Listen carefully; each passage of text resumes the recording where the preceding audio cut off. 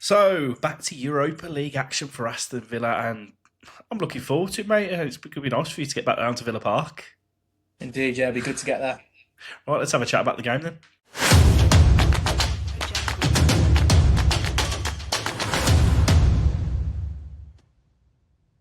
Welcome back to the latest episode of B6 and Beyond. You're here with me and Cory to discuss what to expect from the Salzburg game, kind of give our team prediction. Like, let's be realistic, we're not experts on Austrian. It is Austrian, it is It Austrian is football, isn't Austrian, it? yeah. The question must have an Austrian football. So we are just going to talk about what we think is going to happen from an Aston Villa perspective and give our views on that, really. So just a reminder, guys, if you are new to the channel and this is the first time that you have stumbled across me and Cory waffling about our wonderful football team, just want to remind everyone we do have an ongoing giveaway for either match tickets or a shirt of your choice. All that you need to do to qualify is smash that subscribe button and we give that away every 500 subs, and we are getting close to the next giveaway, so don't miss out. Right, on to Salzburg now, and it's actually a bigger game than some people are giving it credit for. Look, at the end of the day, if we win this game, for finishing the top two, we can solidify our place there, and that's massive for us. Like, some people still don't understand how the Europa League works and the new league phase and whatnot. And if you finish in the top two, your games in the knockout phase, correct me if I'm wrong, you play the second leg at home, which for us is a massive thing. Like, let's be realistic. We know if we can go, especially with Unai Emery as our manager, I'm pretty sure, pretty confident, if you give Unai Emery you've got to go away to get a result, even if you shit out a draw, set up defensively, etc., away in Europe, and then you can take them back to Villa Park, he would do that quite comfortably, and I'd fancy us against absolutely anyone that's left in the Europa League. But if it was on the other foot, we had to get a result at Villa Park in the first leg.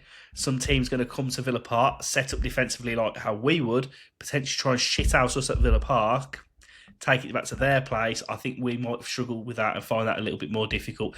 Example, Olympiacos. Sorry, didn't really want to bring that up, but we kind of got shit out that game. And then when we went back to their place, losing by 2 goals, which was we were just shit anyway in that first game.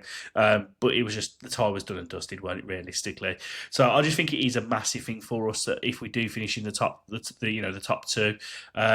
What's your thoughts, Cory?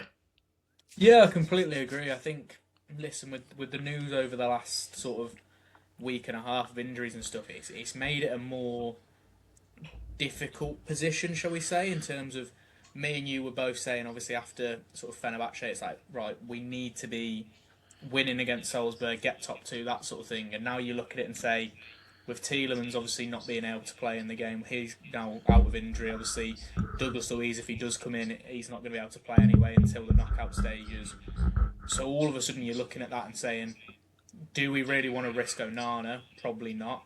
Salzburg themselves, as we found out today, they have to sort of win just to potentially get into the playoff phases.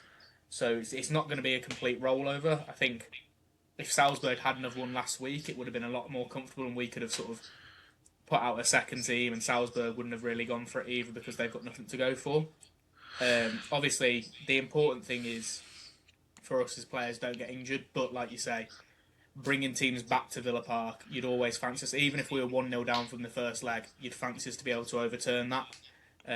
Coming back to Villa Park, it's definitely something that's a bit more favourable for us, rather than, obviously, as you say, starting at Villa Park, like we did against Lille, for example. We played Lille and just about scraped through on penalties there.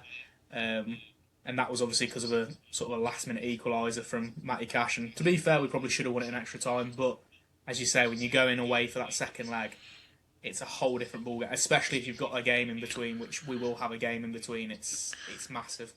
I'm quite surprised actually that Salzburg are underperforming the way that they are in Europe. To be honest with you, this is a team that have been in the Champions League most seasons and they've done pretty well, picking up some decent results in the Champions League, holding their own. And they've really struggled in the Europa League this season. Like I say, they need to win to give themselves absolutely any chance. And even if they do win, they probably won't qualify anyway. There's about, I think I counted about 6 or 7 teams above them on points currently that they would need to drop points, and there's a lot of things that are going they need to happen for them to have any remote possibility of qualifying. So I think that first goal in this game is absolutely massive, because if we do get it and we get an early first goal or a goal in the whenever, if we get the first goal, Yeah. I think they'll crumble, and I think they'll be quite dejected, and I think. Oh, but you know what? I don't know about you, but the way I feel with the new league phase and the way it works, especially with the Champions League last season, we've seen it on the final day. There's a lot of jeopardy and there's a lot of things and permutations that can change. I actually really like the new format of both of them, to be honest with you, the way it works.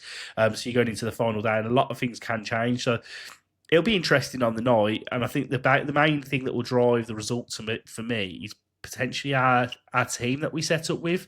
Now, I know me and you have had a few conversations offline about it, which I'm sure we'll go over right now, but I know the big talking point is the centre of the park, obviously with the injury of Yuri Tielemans, which is very unfortunate, and obviously the main first string centre mid that we've got available at the moment is Amadou Onana, and then you run the risk if you play him. If he gets injured, you're in a mess really. But on the weekend, obviously we've got Brentford, which is a big game in the league, and we need to be beating Brentford to strengthen our chances of the Champions League qualification, and who knows, going on to win the Premier League, which isn't out of the realms of possibility at the moment. But we do have obviously the addition of Douglas Luiz, which should be, I would hope, announced before the weekend, and he should be in the squad.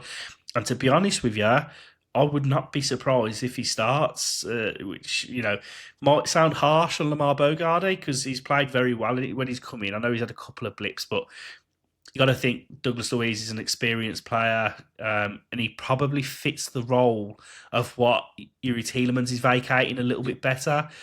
Which I'm not going to go into too much detail with. Obviously, if for those of you that aren't new to the channel, we have already done a video on Douglas Luiz and what to expect from him, and also Tammy Abraham. So if you haven't, go and watch our transfer special where we just recap the signings and what we think and give our opinions on it. It's also available on our YouTube channel. Player as well that you always forget about, and you mentioned it earlier. Barkley. Ross Barkley's back for the weekend as well, but he's not going to be match fit though, is he? You wouldn't have thought so, but he might just. He'll get minutes. Yeah, absolutely. Like I said, I think the key for the Europa League game as well, though, is back at home. We need to get a win back at home after the Everton loss. It's the first time we've lost at Villa Park for God knows how long. So it's important we get that win, and then we can go to Brentford on the weekend with that confidence of being back at Villa Park and just another win. I could see them going potentially with which you mentioned, maybe Lindelof in the midfield, and play something quite looks defensive in Lindelof and Bogarde, which bloody hell, that sounds proper haramble, that doesn't it? But needs must. And if you've got the forwards ahead of them, in Sancho, Buendia, Rodgers, Watkins, because I think we will still go a little bit strong to try to get ourselves through. I would go pretty much full strength for the first 60 minutes, I would, apart from that centre of the park, and just try and get over the line. If we get an early goal, it completely opens the game up. My only concern in that centre of the park area, if we don't play an Onana, even Onana's not the greatest at it. I'm talking about someone who can break the lines and play those those passes. I know you're a big fan of Lindelof for his passing ability. I was just about to mention that. I understand. Listen, it's not a Yuri Tielemans. It's not a sort of Boubacar Kamara, that sort of thing in terms of their passing ability. But the one thing is, obviously, the reason why Lindelof got moved back to centre half at Benfica was because of his ball playing ability, and I think he showed actually when he came on against Newcastle. The few times he did win the ball back, his passing in between the lines was very good, and I think the experience he brings, I know obviously like you say, it does seem a bit defensive, but also with the experience that Lindelof has, if Emery says to him, lads, we are going to set up this way, but I want you to be more attacking, they're both more than capable of doing it, and I think Lindelof's the perfect leader to almost have next to Bogarde in that sort of role and say, right, you're going to do something a bit new today, Lamar, but you've got me next to you and we'll do it together, that sort of thing. And then obviously I guess it's that back line, isn't it? I presume it'd be Mings and Konza, you'd say, if Lindelof started in the middle. I don't know, mate, because if you're losing out on a Yuri Tielemans in the centre of the park, he might play Pau Torres for his ball playing ability. You ain't going to get that from Tyrone Mings. And to be fair, I'd probably say controversially, I know we'll do a bit on Brentford before we get to the Brentford game, but I'd probably prefer Mings against Igor Thiago as well on the weekend. So Not a bad having Pau shout. Torres in would probably be a better option. And then left back, he'd go Digne, obviously. Bizot will be in goal. Right back for me, I'd go Garcia. I just don't see the point in risking Matty Cash. I know it's a brave call switching too much, but again, he's another one where, with how good he's been this season, if he's to pick up a knock, I just don't trust Garcia to be the backup, and I don't really want to see Bogard at right back as good as he is. It very much limits him and what he can do. There is a game though there that has to be won, and I think if you change too much, you kind of scuppering our opportunity of. Look, it depends what Emery's view is. He might think, you know what, we'll go a bit weaker, and if we win, it's a bonus, it's a free hit. But if we don't, that could be his thought process behind it. I'm not sure he will. Like, he might even start someone like an Evan Gesson in the team. There is a very strong chance that someone like a Jadon Sancho might get a rest. But personally, I would say play Sancho, get him minutes, because he's playing well at the moment. He's to be honest with you, he's looking our best player that we've got available on that right wing. To be honest with you, I thought he's played really well recently. I think he's been brilliant, yeah. And then Morgan Rogers, he just plays every minute of every game that we can play, doesn't he? Doesn't really get a rest. Albeit I wouldn't mind seeing him get a rest. Buendia, another one, probably will play. Ollie Watkins has to play because we don't have any options unless we played Gesson through the middle, which I just don't see happening. I really won't rule out the possibility of Gesson leaving before the window, but that's another topic to be discussed at another time, I think, to be honest with you. Yeah. So you've gone. I think Cash will play, mate, to be honest with you. I think he'll play Cash, Konsa, Bizot in goal. I think it'll be Pau Torres and Luca Dean, quite strong. Centre mid, Bogarde will play, and then it's whether it's going to be Lindelof. I think it will be Onana. If we're being honest, I do think you probably will. Onana. And come off about 60th minute. Yeah, I'd prefer if it wasn't, but I do think it will be. I think, like you say, I think Unai will probably look at it and say, start strong, get the goals, and then he can bring off the star players. So he can bring off the likes of Watkins for Gesson and so on. We might see Harvey Elliott get minutes. And again, that's another sort of conversation for after the game, probably. Again, like with all due respect for me, I'd be starting him. You got these games that you can use him. Saying that, actually, probably not, because if you are going to use him for those 4 games that we've got, surely you just pick and choose them when you're absolutely desperate. And are we desperate at the moment? Not for his position, because Buendia can play there. Gesson can play centrally if he needed to.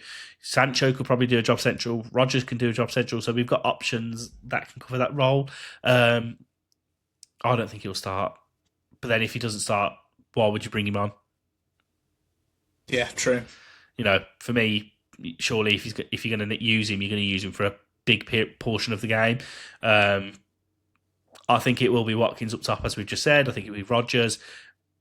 I think Buendia will start, and I would start Sancho, but it may be Evan Gesson just to get him some minutes, because Emery's sticking by him, I think. But personally, I wouldn't be surprised if he's sold.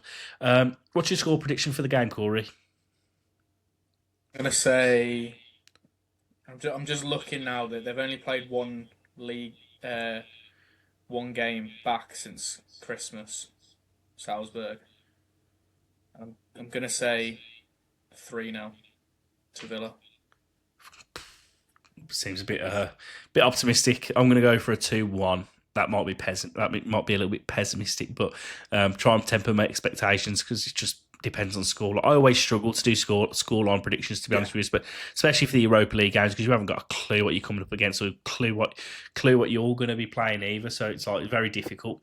On that note, I think we'll wrap it up, mate, because I think we spoke about everything. So if you are at Villa Park for Thursday night's game against Salzburg, enjoy. And final one from me and Cory, as always, up the Villa. The Villa.